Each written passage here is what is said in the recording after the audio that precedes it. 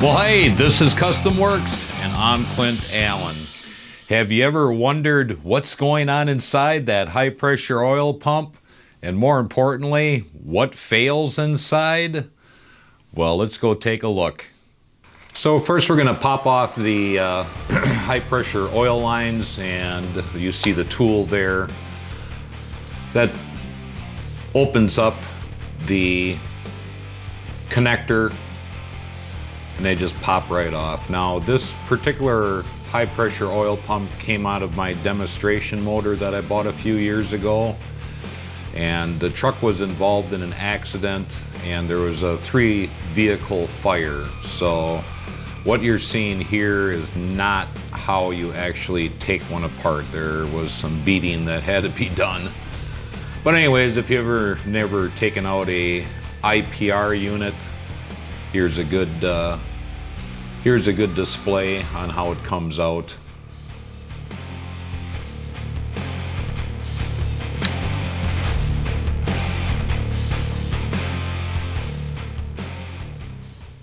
Now, as we'll see later in the video here, the casing has really, it's warped basically, so it took a little bit of beating in order to get some of the parts out. Now, normally you see where the high pressure oil pump lines lead in. Well, when you get the back cover off, then normally you would just put high pressure air into one of those lines and cap off the other side, and then you would just pop out the barrel. And I'll point that barrel out when we get to that point.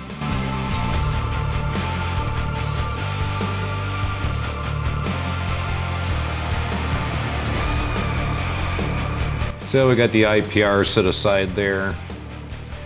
There's the bolt that holds on the gear that runs to the cam gear. Then on the back, we have to get that clip out of there.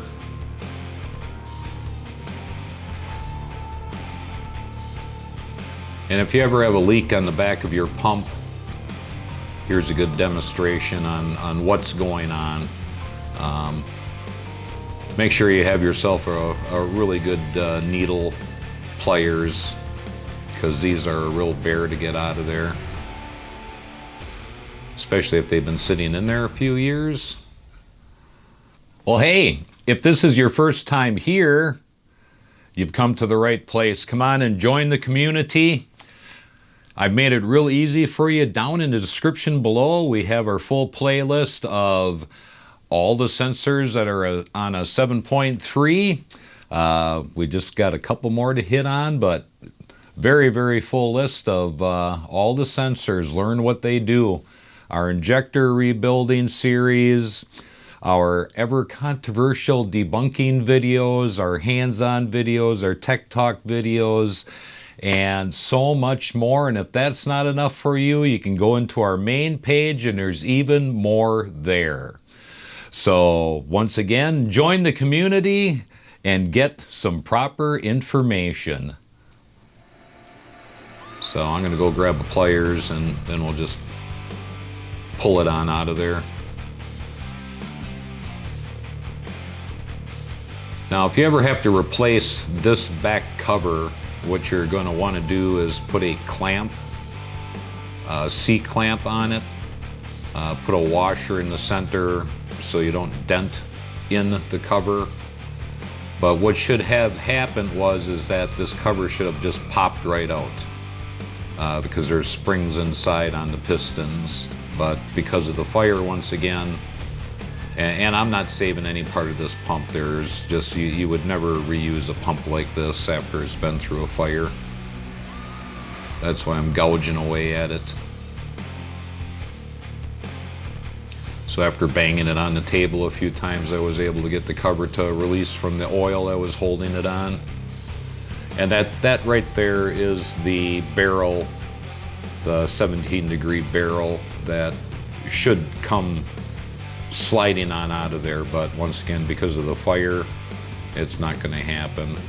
But right there is the seal that I'm gawking in real close at. The seal that over time leaks and lowers the pressure on your high pressure oil pump. So there's one of the failure points there, and that's, you can buy that and replace that yourself. You don't have to go out and get a new pump. So here I'm beating on the shaft in order to get the main shaft out. Now that's not the way you remove the shaft, but I had no other choice because I can't get the barrel out. So here's the first seal, that's the front seal. That is replaceable yourself, you can buy that if that ever leaks on you. And then we've got another clip that's in there that keeps that bearing from drifting over time.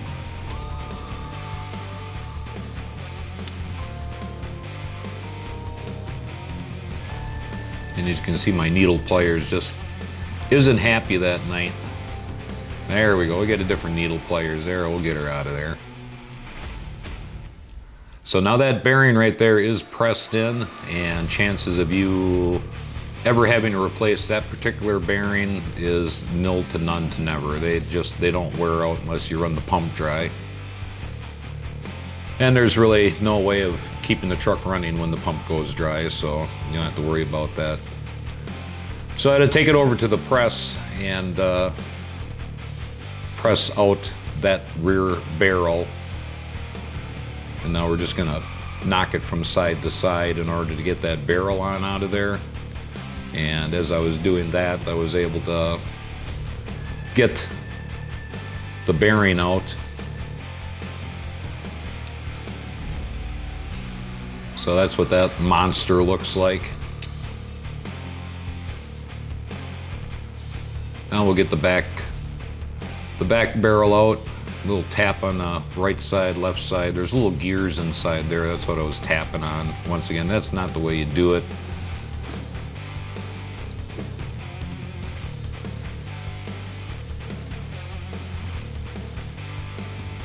It would come sliding right on out if it wasn't involved in that fire. So now we're gonna get down to the meat and potatoes. What's going on inside?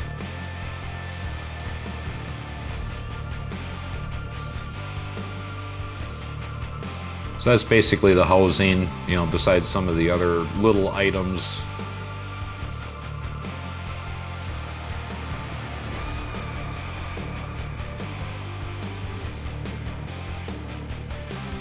So basically that's the housing at this point.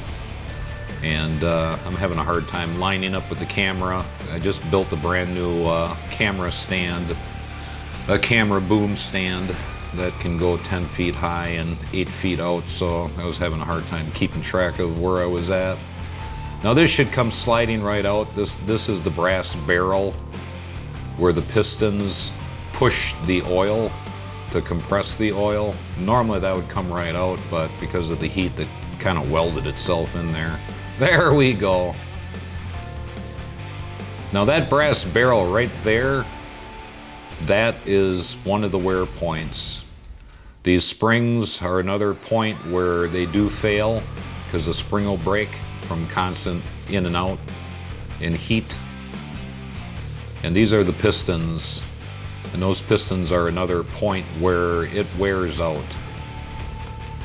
Usually what happens is because oil and debris in the oil and lack of oil changes is the pistons get stuck in the barrel, or they won't completely compress in the barrel, and then you start losing pressure.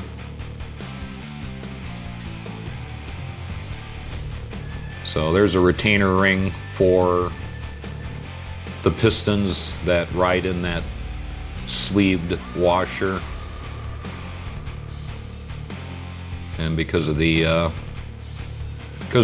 a little hard to get out of there. And you can see that inside there, that is pitched, and that is 17 degrees. And there's a large washer inside there. That large washer also is another wear point. And all it really takes is 0.002 to 0.003 of wear, and it stops pushing oil. So here's the breakdown. There's the bolt that holds on the gear. There's the shaft retainer, seal, bearing, the other retainer for the bearing. Up on top there, you see the pullback spring, casing, IPR. One of the wearable parts are right there that the piston rides in. The pistons, the springs. There's the brass barrel. That's usually what they replace along with the pistons and the springs. The 17-degree barrel right there. That is where the oil passes through, and another wear point. And finally the back.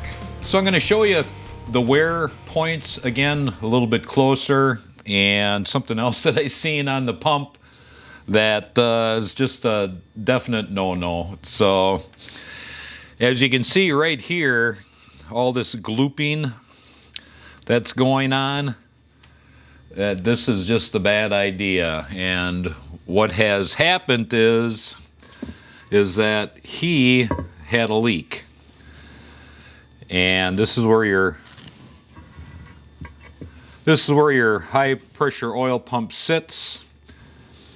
And right here is where the oil comes through that feeds the high pressure oil pump. And you can see it's right at the top of the block. So when the block presses up against here, it started leaking right in here.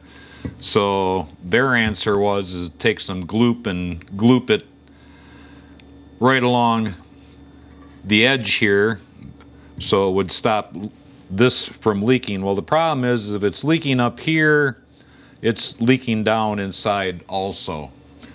So it's just when that happens, you just need to stop. And yeah, it's not that difficult of a job, but you need to get new seals on your timing cover. That's just, there's no other way around it. So the main wear points here are going to be this right here.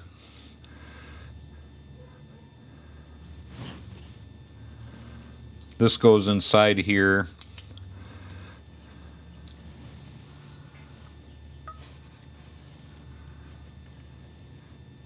And you can see that goes in and out. So that's just like a piston, just like an engine piston. And that is the wear point. What happens is that debris in the oil and contaminants just work themselves as sandpaper over time and makes this bypass the oil. So it's like blow-by basically. And that's what starts lowering your pressure over time. And then sooner or later what happens is that this spring will wear out, or this right here will get so scraped that the oil will pass by it. And that's the main reason why these fail right here. It's nothing more, nothing less than that. Also, wear from the oil having contaminants in it will start working as a sandpaper and start wearing these down too. And then oil starts getting passed, too much oil starts getting passed, and that's when your high pressure oil pump starts giving out.